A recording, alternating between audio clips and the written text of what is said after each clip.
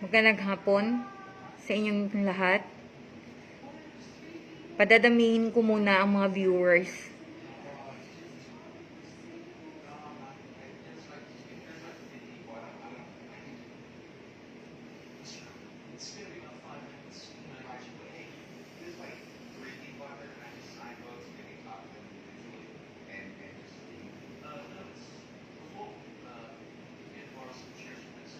Okay.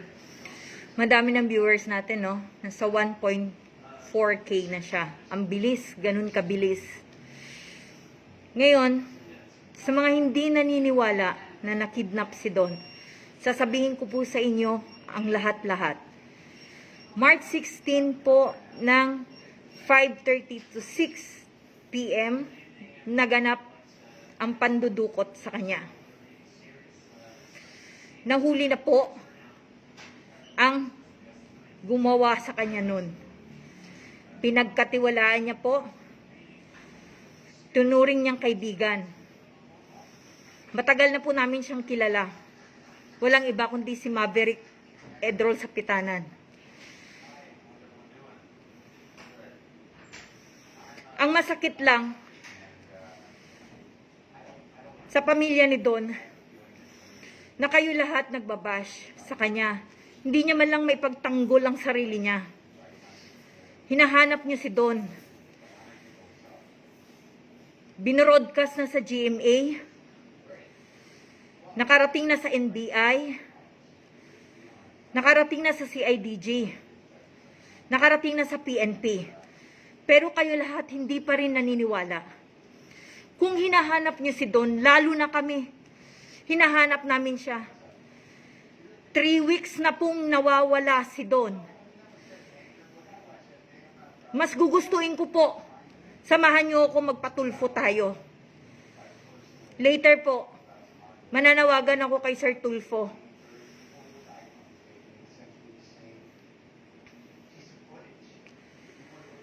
Naawa po ako sa inyo. Naintindihan ko po kayong lahat.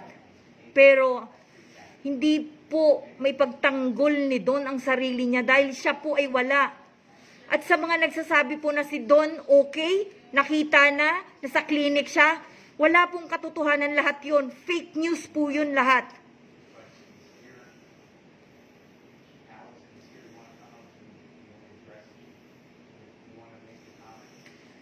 Makipag-coordinate po kayo sa Rojas City, sa general nyo po, sa headquarters nyo po. Ipa-confirm nyo po kung totoo ang nangyari.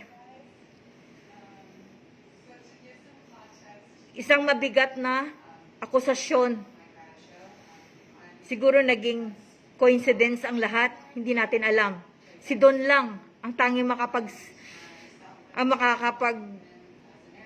makakasagot sa lahat ng mga katanungan nyo. Kasi ako po, wala po talagang alam. Ang alam lang po namin ay mahanap si Don na buhay at masabi niya ang side niya.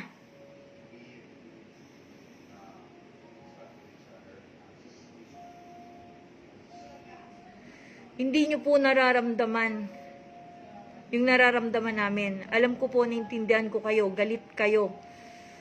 Dahil akala nyo na scam kayo or what.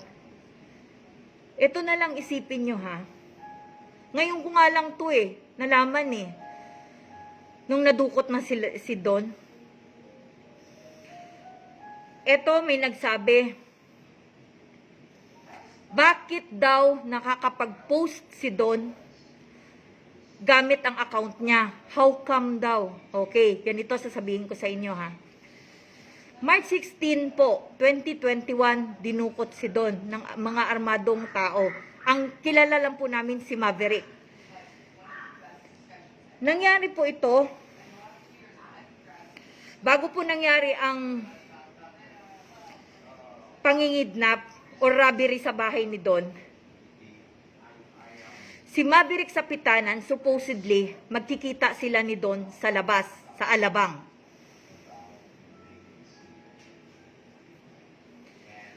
Nagbago po ang isip ni Don dahil ang hirap ipaliwanag sa inyo. Nagbago ang isip niya dahil ramdam niya, nahuli niya si Maverick, nabuking niya si Maverick. Na si Maverick ang grupo din ang nagpapatay sa mga tauhan ni Don at nagpadukot. Kung natandaan nyo yung LGBT na mga bakla na pinatay, mga tauhan ni Don yun.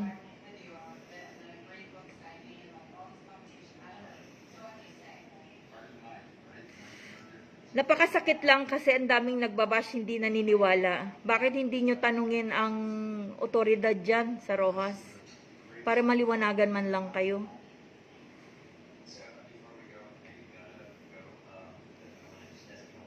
Ang pandudukot na nangyari nun, supposedly sa labas dapat si Don kikidnapin. Naramdaman ni Don yun, nagagawin sa kanya ni Maverick. Nagbago ang isip, nag-twist ang isip ni Don. Instead na magkita sila sa alabang, ang nangyari pinasundo si Maverick. Kaya kung nakikita niyo sa video, si Maverick sinundo. At doon siya nakaupo sa likod ng driver, hindi sa harap. Nagduda sa kanya ang driver bakit lumipat siya sa likod. Bago nangyari yon, may nakaabang na dalawang sasakyan sa bahay nila doon. Pumasok si Maverick sa bahay, may dalang barel. Natural po na papasukin si Maverick dahil kilala siya, labas-pasok siya. In short, inuutusan siya ni Don, tauhan siya. Pinagkatiwalaan siya sa pera. Dahil nga matalik na kaibigan, di ba? Matagal niyang kakilala. Pero dahil may pakiramdam na si Don that time, nagtaka ang mga tao sa bahay nila Don. Bakit naka-bulletproof na siya at may dalang baril? Ang guard walang kinalaman, walang alam. Akala niya natural lang. Tao ni Don eh.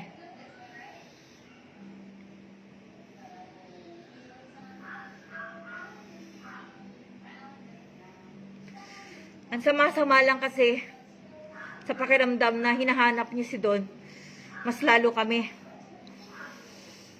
3 weeks nang nawawala si Don, hindi namin alam kung buhay o patay. Dapat nga po kayong naghahanap sa kanya para magkaroon ng linaw ang lahat. Dapat imbis na magalit kayo, dapat ang ipanalangin nyo na makita si Don na buhay. Para at least man lang, mabayaran kayo, mabigyan ng hustisya lahat. Hindi naman nagtatago si Don. Nakita ko, FB niya, bukas. Nadukot siya sa bahay niya. Ibig sabihin, hindi siya nagtago. Nung one time na pinaalam niya sa amin na nagtago siya, dahil may gustong kumidnap sa kanya. Nakausap niya si Maverick that time. Sabi niya sa amin, mag-ingat daw kami kay Maverick sa Pitanan. Dahil nabuking niya na daw si Maverick. Si Maverick daw ang may pakana ng lahat. Itong si Maverick, nagpanggap na kinidnap daw siya. Doon nga kami nagtataka eh. Sino nagkidnap sa'yo? Sabi ni Don, bakit ka kinidnap? Sino? Napablatter mo na ba bago mangyari to? Binugbog ka, sabi ni Don sa kanya. Binugbog ka. Nakuha mo pang mag-text. Bakit hindi mo ipablatter?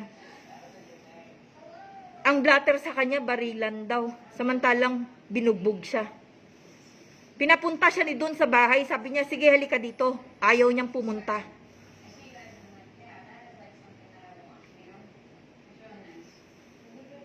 Ang hirap ipaliwanag sa inyo kasi hindi kayo naniniwala. Hindi din kayo naniniwala sa CIDG, sa PNP, sa NBI. Lahat nakarating na to. Kung gusto niyo ipatulfo, tutulungan ko pa kayo. Manawagan tayo kay Tulfo. Ang sa amin lang, ma-recover namin si Don. Buhay man o patay na. Masakit sa amin kasi hindi niya malang maipagtatanggol sarili niya. Ang alam ko dati kayo nagmamahal sa kanya. Hinahanap niyo si Don sa account na to. Paano niyo hahanapin ang isang taong nawawala?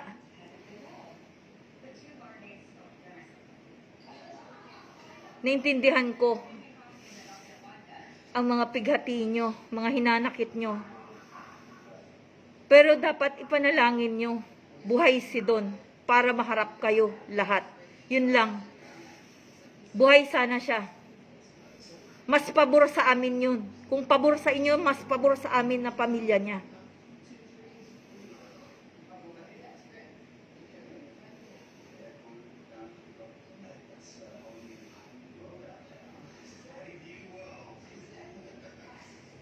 Nagpapasalamat ako kay ex-mayor Ike Patricio dahil nung time na nagsumbong kami sa CIDG, alam niya kaagad ang nangyari.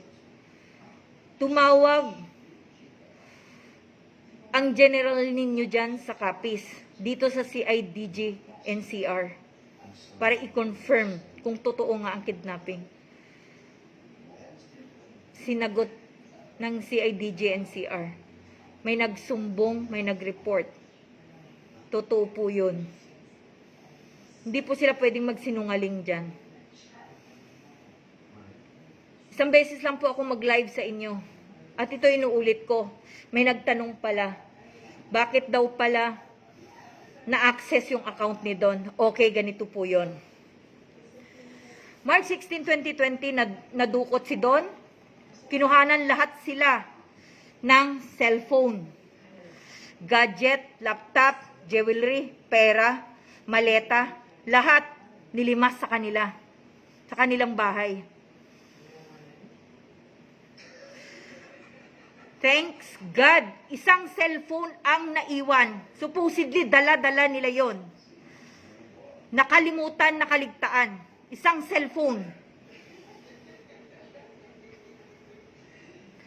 Isang cellphone na nakapag-report sa akin na si Don dinukot.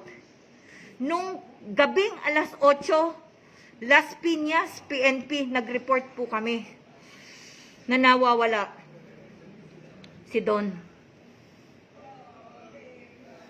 That day, sabi ng mga armadong tao na kasamahan ni Maverick sa Pitanan, babalik daw sila sa lugar.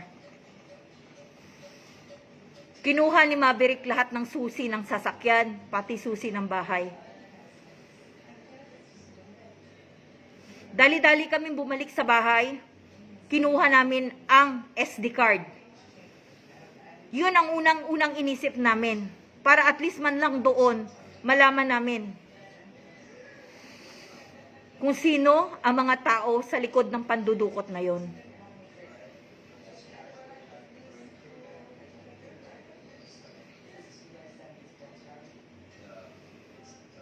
Doon, siguro nakita nyo naman, sunod-sunod yung post ko. Pero hindi si Don yun. Na-retrieve nung pamangkin niya ang kanyang account. Dahil yung account na yun, ang pamangkin niya ang gumawa.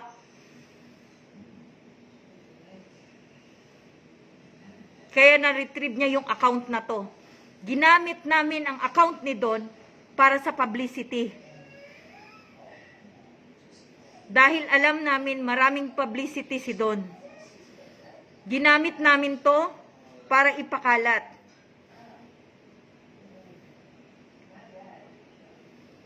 Hindi ko po hinihingi sa inyo ang simpatya o maawa o maniwala.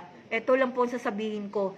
Lahat ng sinasabi ko may katotohanan. Saan man tayo makarating, pwede nyo akong kasuhan kung hindi ako nagsasalita ng tama o nagsisinungaling ako. Pero sa ngayon, bakit ako nagkakaganito? Takip ang mukha ko. Dahil hindi pa nahuhuli si Gino Ledesma at si Marlon Guevara, nakasabwat ni Maverick. Nakasamahan niya sa gym. At sa likod nito, nagpakilala daw silang NBI. Hinahanapan sila that time. Kaya nagtagal sa bahay ang mga armado. Kulang-kulang 1 oras, inabot nila. Hinahanapan sila ni Don kung saan at anong dahilan bakit nyo ako kukuhanin. Kung warrant of arrest, sabi ni Don, wala daw siyang kaso. Sabi niya, ipakita nyo ang papel. Pinaluhod lahat ng tao doon sa bahay para hindi makita ang mukha. Pero thankful kami dahil may CCTV. Yun ang hindi sila aware doon. Kahit hinugot man nila yon, umaandar pa rin yun. Doon sila nagkamali. Ito si Maverick, unprofessional robbery, pumasok na sa kidnapping, nabulag sa pera. Ang bali-balita sa kanya, palit ulo daw. Kasi itong si Maverick involved sa drugs. Tapos, may narinig kaming balita na gusto niya daw umalis. Actually, sinabi to ni Don. Gusto niyang umalis sa isang grupo. Pero kailangan daw tubusin siya ng ganun.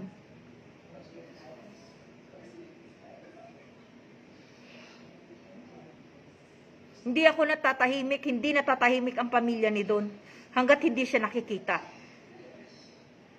Alam mo, Gino Ledesma, Marlon Guevara Reyes, itinuro kayo ni Cyril Nolan at saka ni Maverick sa Pitanan. Kayo ang kasama. At hindi na rin kayo pwedeng mag-deny dahil kitang-kita sa CCTV ang ginawa nyo. Yun ang magpapatunay. Anyway,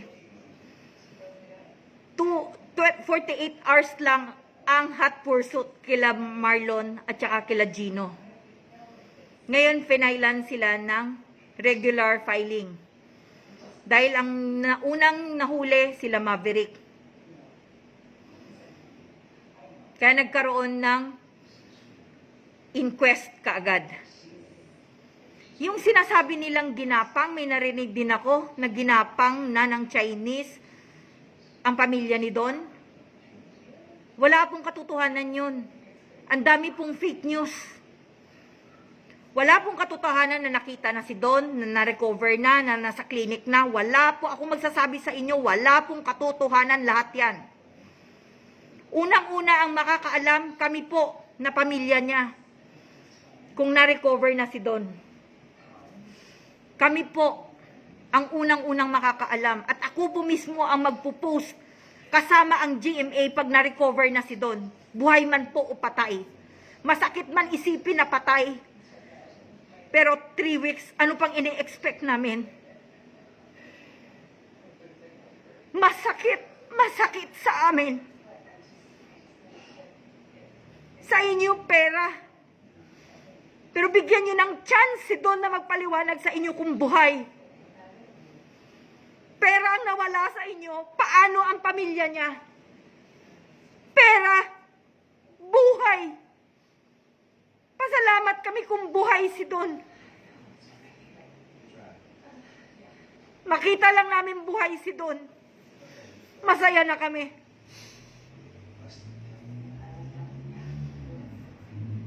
Hindi si Don, papaalam ko sa inyo, hindi si Don tumatakbo sa obligasyon nyo. May balak siyang bumalik dyan.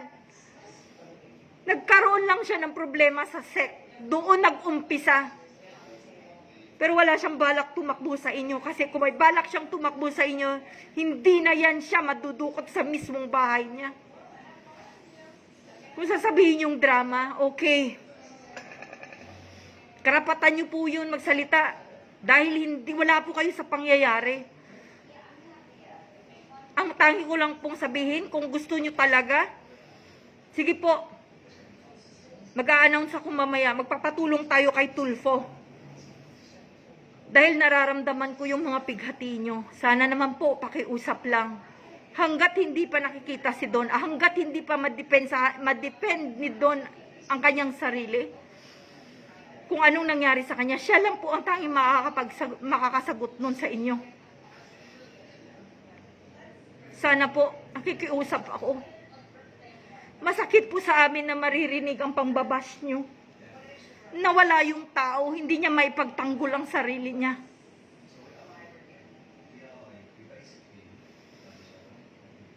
Kung ma-recover man po si Don, buhay o patay, Gino Ledesma, Marlon Guevara, mas maigi sumuko na po kayo.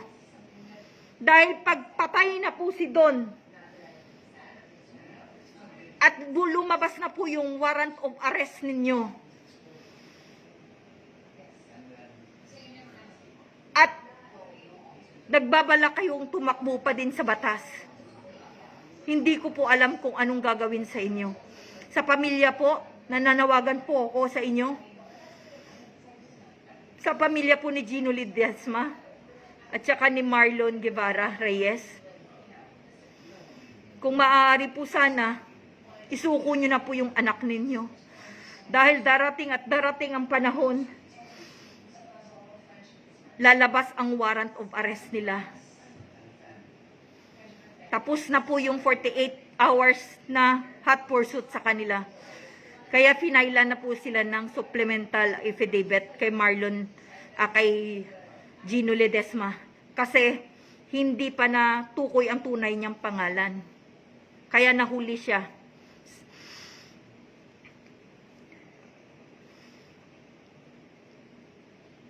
Anyway, last ko na po to na live, kaklaruhin ko po sa inyo. Hindi pa po nakita si Don, wala sa klinik na sinasabi. Hindi po nagtatago si Don dahil siya po ay dinukot. Kung ayaw nyo pong maniwala, lumapit po kayo sa PNP ng Rojas o sa General ng Rojas City. Ipa-confirm nyo po dahil sila, may alam sila, lahat ng otoridad. PNP, NBI, CIDG po. Alam po lahat ang nangyayari kay Don diyan sa Rojas City.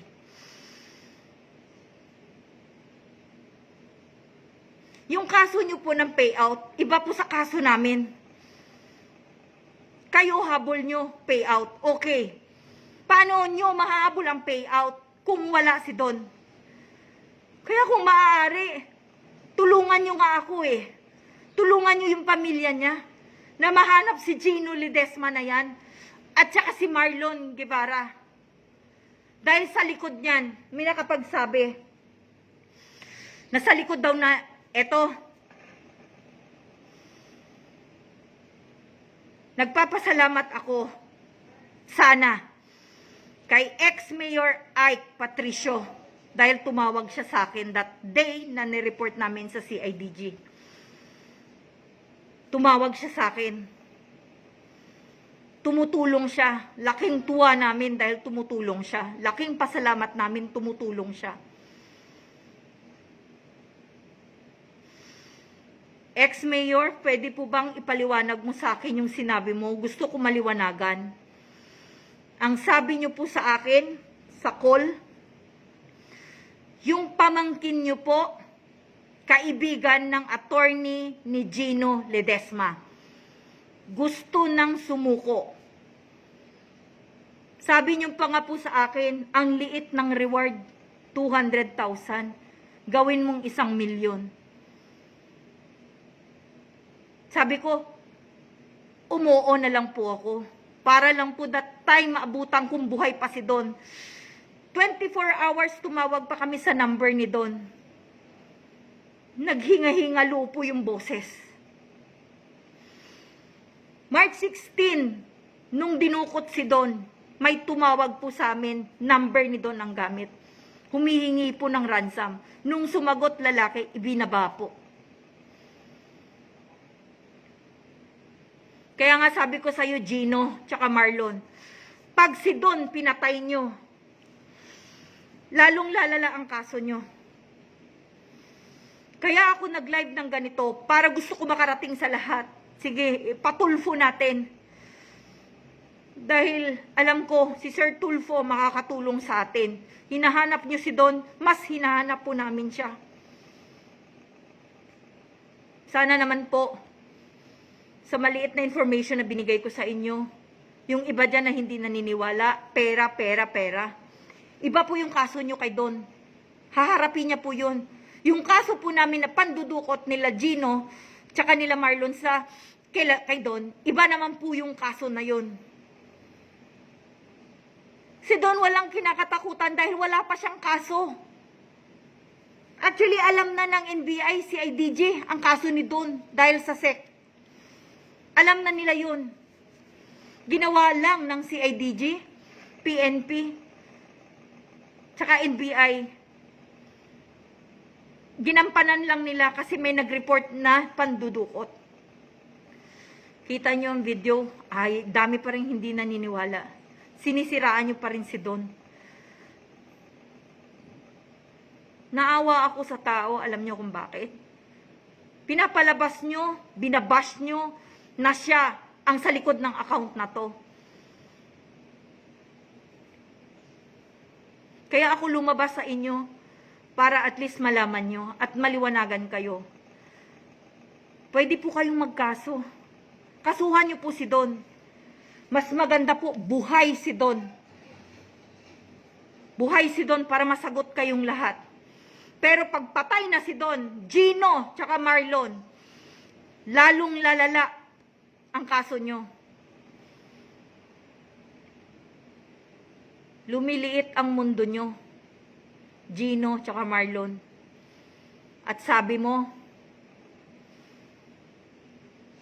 at may nagsabi si Mayor, ex-Mayor Ike, gusto ko lang liwanagin mo to, ex-Mayor Ike, na sinabi mo, ang sa likod nito, sa pandudukot, nasabi mo, na gusto nang mag-surrender si Gino, na walang cellphone, wala na kahit ano, kasabay ng kanyang attorney. Pero sinabi mo sa akin, kakausapin muna ako ng attorney ni Gino. Hindi po ako pumayag. Bakit kailangan pa akong kausapin ng legal counsel ni Gino? Sa anong paraan? Hindi ko maintindihan. Hindi ko maintindihan. Paliwanag nyo po. Kasi tinanggihan ko. That time, bumitaw ka. Ex-Mayor Ike, akala ko tutulong ka. Pero nung hindi ko kinausap ang counsel ni Gino, tumawa ka sa akin. Ikaw ang nagsabi na nasa likod nito may information ka. Sabi mo, ang sa likod nito, mga Pasay pulis na natanggal sa serbisyo, ang kasabwat nila Gino. Yun ang sabi mo, na nakuha mong information kay Gino. Pero bakit that time na pinapasurrender mo si Gino, bakit hindi sumurrender? Hindi kusang sumuko. Bakit ganun? Gusto ko lang maliwanagan to. Sir Ike, Mayor, ex-Mayor Ike. Bakit ganun? May alam po kayo sa pangyayari. Bakit po may alam kayo ngayon? Gusto ko malinis yung pangalan nyo. Bakit po kayo may alam dito? Gusto ko lang po ipaliwanag nyo. At nung tinanggihan kong kausapin ako ng counsel ni Gino, wala na. Tumawa ka lang sa akin. Ano po ang kinalaman nyo po dito? Gusto ko lang maliwanagan sa lahat. Anong kinalaman nyo po dito? Bakit alam nyo kung sino ang sa likod ng pandudukot? Yun lang. Nagtataka talaga ako bakit. Sabi ng mga taga-CIDG, ang layo nyo po. Sila nga nang lapit-lapit. Kung nag-surrender na si Gino, di sana nag-surrender na. Dito malapit para isurrender sarili niya. Pasalamat nga po sana ako sa inyo dahil tutulong kayo, sabi nyo. Pero bakit? Sabi mo susurrender, pero bakit wala? Walang Gino.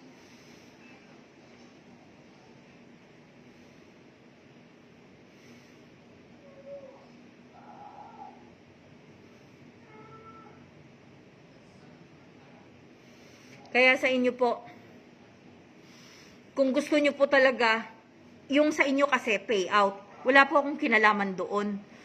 Ang akin po, bakit ako nag-live? Dahil lagi nyong ini-insist na si Don sa likod nito ang pambabash nyo. Masakit po sa amin dahil kami mismo naghahanap.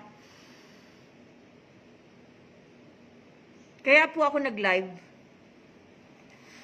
Para po, malaman nyo na ang mga fake news na naglalabasan sa inyo ay walang katotohanan. Kung meron man po, ako po mismo ang magsasabi sa inyo.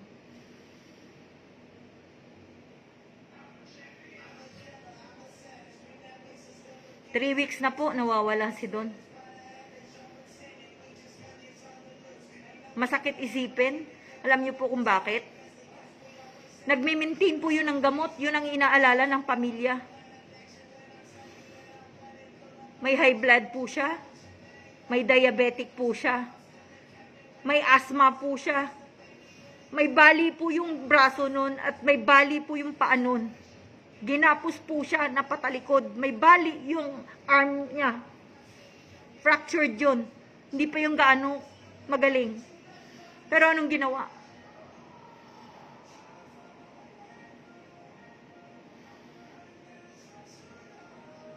Dahil akala ni Maverick. Akala niya dahil may problema si Don sa Rojas, akala niya hindi magsusumbong kung gagawin niya to kay Don. Akala siguro ng Maverick na to, hindi na yan, hindi na yung magsusumbong. Dahil may problema na yan sa Rojas. Actually, wala pang kaso si Don. At haharapin niya po kayo. May threat po sa kanya. Kaya siya naglaylo.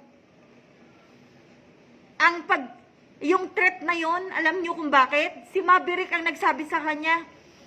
Sabi niya, may gustong magdumukot sa'yo. Sabi niya ganun, hindi ka daw dudukutin dyan sa bahay, sa labas. Doon na nagtaka si Don. Bago nawala si Don, nasabi pa sa amin yan.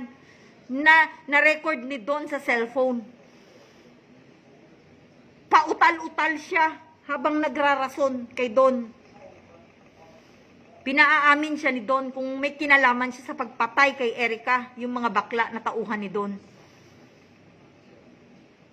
Ramdam ni Don that day na dinukot siya, sa labas siya dudukutin. Tanong sa kanya ni Don, paano mo nalaman na dudukutin ako?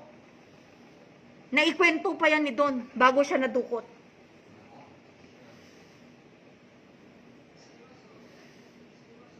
Ang sama-sama lang kasi sa side namin kasi hindi may pagtanggol ni Don ang mga pangyayari. Wala siya.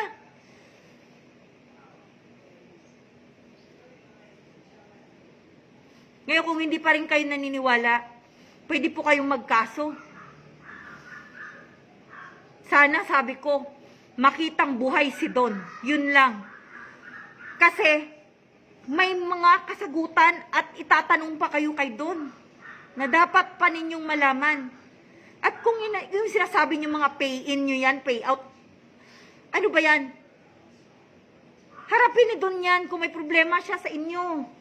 Pero walang kaso si Don Ang akala, buong akala ni Maverick, okay na, pwede yan dukutin, pwede yan kidnapin, kasi hindi na yan papalag. Dahil may problema yan sa Rojas. Yan yun. Si Maverick napaka-unprofessional kidnapper. Ambisyoso, in short.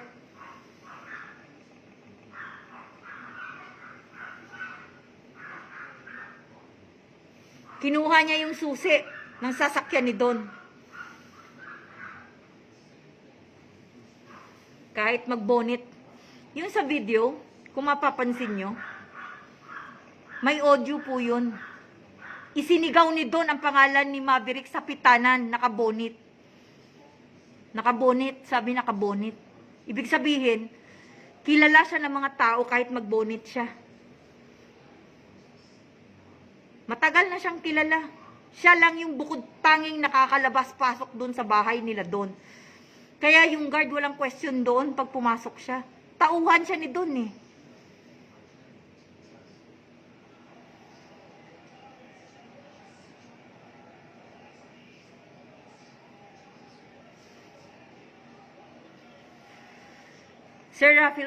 Sir Rafi Tulfo, kung matutulungan niyo po ang mga tao sa Capiz, kung makaabot po sa inyo to, tulungan niyo po sila para masolve po yung problema na to. Kasi hindi pa po sila naniniwala sa CIDG, PNP, tsaka sa NBI.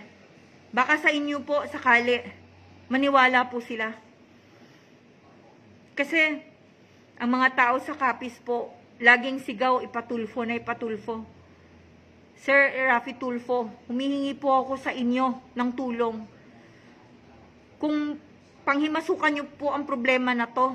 Mas maganda po.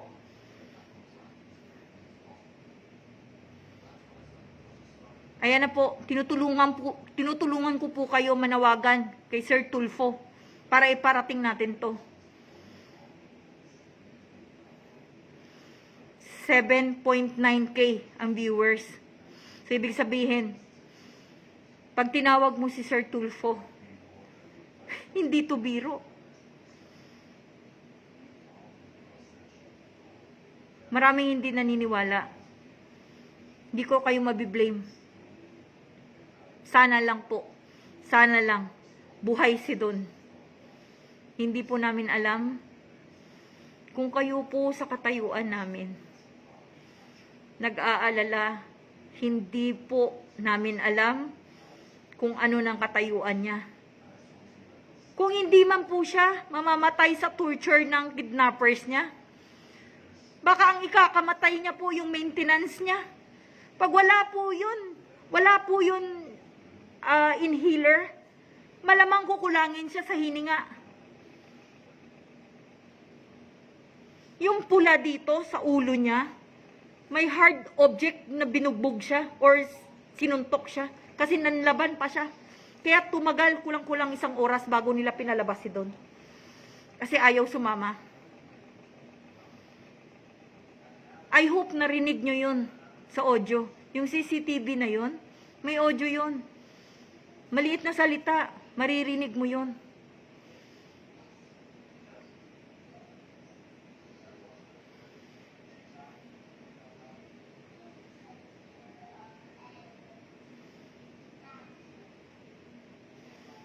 Ang hirap kasi ang daming nakikisawsaw. Wala eh. Saan natin hahanapin si Don?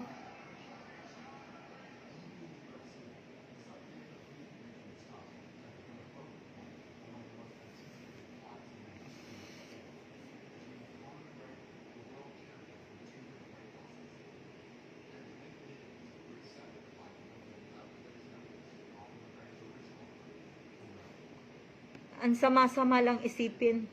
Kasi sa tuwing iisipin namin kung kumakain na ba siya, ano bang nangyayari sa kanya. Last po nakausap namin siya. Yung boses niya po naghihingalo. Kaya pinabilisan po namin na ma-recover siya. Nung March 17 hanggang 18, 19, hanggang ngayon. Hindi niyo po naintindihan yun. Wala kayo sa kalagayan namin. Ang hinahanap niyo pera. Ang hinahanap namin buhay ng tao. May sakit po si Don. Pag hindi po nakapag-maintain yun, may mayayaring magkukulaps yun. Yun ang ikakamatay niya. Ang dami niyang maintenance. Ewan ko kung naintindihan niyo. Pero hindi ko kayo masisisi. Kaya nga nakipagtulungan nga ako sa inyo eh. Ilapit natin kay Tulfo, kaya kumasok kayo. Kung buhay si Don, haharapin kayo. Lahat biniblame nyo kay Don.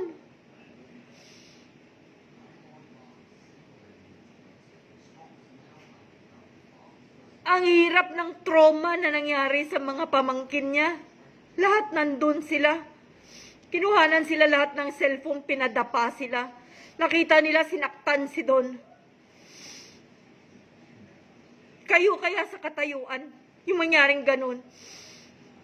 Isang guard lang, laban sa maraming armadong dala-dala ang lalaking baril.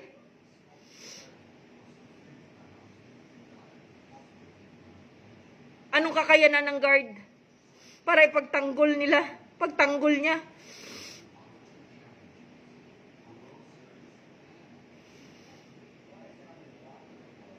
Nasa sa inyo na po yan. Hanggang dito na lang po. Lahat po ng sinasabi na nakita na si Don na rescue na, nasa clinic na. Wala pong katotohanan yan. 3 weeks na po. Hindi pa rin nakikita si Don. Maraming salamat po. Hanggang dito na lang po.